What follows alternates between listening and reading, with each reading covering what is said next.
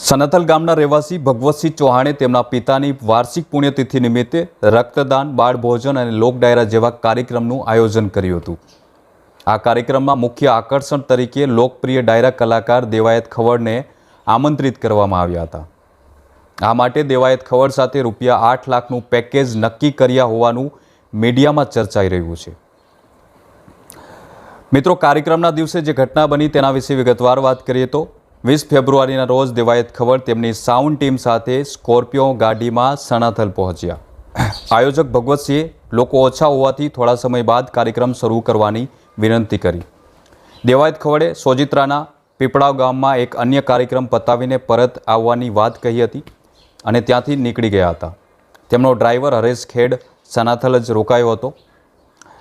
હવે જે વિવાદની શરૂઆત થાય છે, રાત્રે 1:30 વાગ્યે આયોજક પક્ષના કેટલાક લોકો હરેશભાઈ પાસે આવ્યા અને દેવાયત ખવડ વિશે પૂછવા લાગ્યા।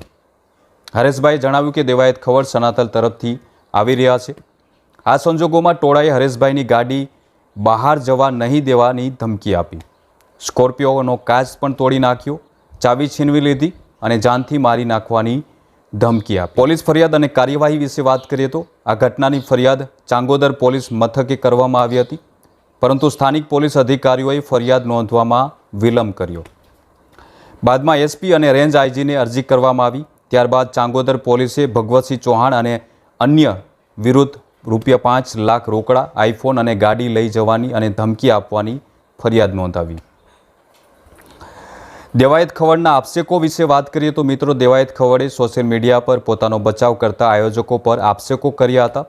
તેમણે દાવો કર્યો હતો કે આયોજક પક્ષના લોકોએ તેમની ગાડી અને તેમાં રહેલા ₹5 લાખ રોકડા લઈ લીધા છે। બીજી તરફ આયોજક ભગવતસિંહ ચૌહાણે પણ દેવાયત ખવડ વિરુદ્ધ ફરિયાદ નોંધાવી છે। તેમણે જણાવ્યું છે કે દેવાયત ખવડ ₹8 લાખ લીધા બાદ પણ કાર્યક્રમમાં હાજર રહ્યા નથી અને ફોન પર ગાળાગાળી કરીને ધમકી આપી છે।